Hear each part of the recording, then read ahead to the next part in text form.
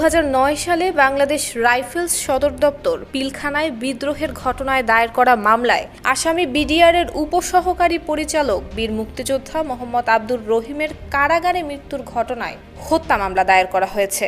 আজ ঢাকা মহানগর হাকিম মোহাম্মদ আখতারুজ্জামানের আদালতে আব্দুর রহিমের ছেলে অ্যাডভোকেট আব্দুল আজিজ এই মামলাটি করেছেন।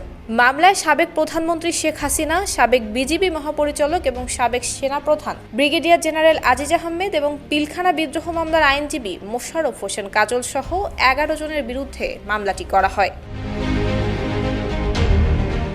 মামলার বিষয়টি নিশ্চিত করেন বাদীর আইনজীবী মোহাম্মদ দেলোয়ার হোসেন। তিনি জানান, দুপুরের দিকে এ মামলাটির শুনানি হবে। মামলায় অন্যান্য আসামিরা হলেন সাবেক কারা মহাপরিদর্শক ব্রিগেডিয়ার জেনারেল মোহাম্মদ আশরাফুল ইসলাম খান, ঢাকা দক্ষিণ সিটি কর্পোরেশনের মেয়র ব্যারিস্টার শেখ ফজলে নূর তাপস, সংসদ সদস্য শেখ সেলিম, নূর আলম চৌধুরী লিটন, শেখ হেলাল, জাহাঙ্গীর কবির নানক, মির্জা আজম এবং হাসানুল হক ইনু। এছাড়া 2010 সালের জুলাইয়ে দায়িত্বরত কেন্দ্রীয় কারাগারের জেল সুপার এবং কারাগারের চিকিৎসকদেরকেও আসামি করা হয়েছে।